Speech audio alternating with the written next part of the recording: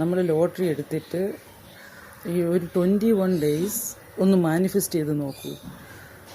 വെറുതെ അല്ല, ഹൃദയത്തിൽ തട്ടി നമ്മളത് വളരെ ആത്മാർത്ഥമായിട്ട് ലോട്ടറി നമുക്ക് അടിച്ചു, I am the winner, I am the lottery winner എന്ന് ഒരു പേപ്പറിൽ ഒരു 21 ഡേയ്സ് 3 ടൈംസ് ഒരു ദിവസം 3 നേരം എന്നുള്ള നിലയിൽ എഴുതി വച്ചിട്ട് വളരെ ആത്മാർത്ഥമായിട്ട് യൂണിവേഴ്സിനോട് ലോട്ടറി ഒന്ന് മാനിഫെസ്റ്റ് ചെയ്ത് നോക്കും.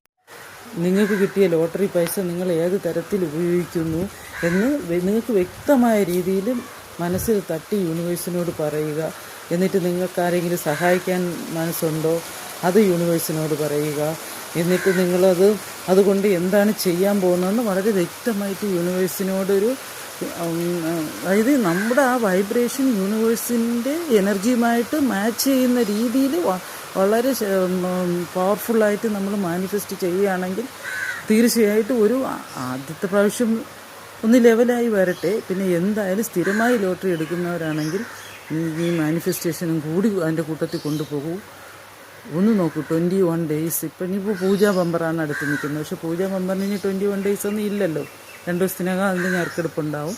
പക്ഷേ ഏത് ലോട്ടറി ആയാലും മതി, ആ ലോട്ടറി കൂടി കയ്യിൽ കരുതിക്കൊണ്ട് നിങ്ങൾ എഴുതുന്ന ബുക്കിനകത്ത് തന്നെ ലോട്ടറി വെക്കണം. എന്നിട്ട് പറ്റുമെങ്കിൽ ആ ലോട്ടറിയുടെ നമ്പർ കൂടി പറഞ്ഞിട്ട് I am the winner of that lottery എന്ന് പറഞ്ഞ് യൂണിവേഴ്സിനോട് വളരെ അതായത് നമ്മുടെ എനർജി യൂണിവേഴ്സിനോട് മാച്ച് ചെയ്യുന്നത്, നമ്മുടെ വൈബ്രേഷൻ യൂണിവേഴ്സിൻ്റെ എനർജിയോട് മാച്ച് ചെയ്യുന്ന രീതിയിൽ യൂണിവേഴ്സിനോട് ചോദിച്ചു നോക്കൂ.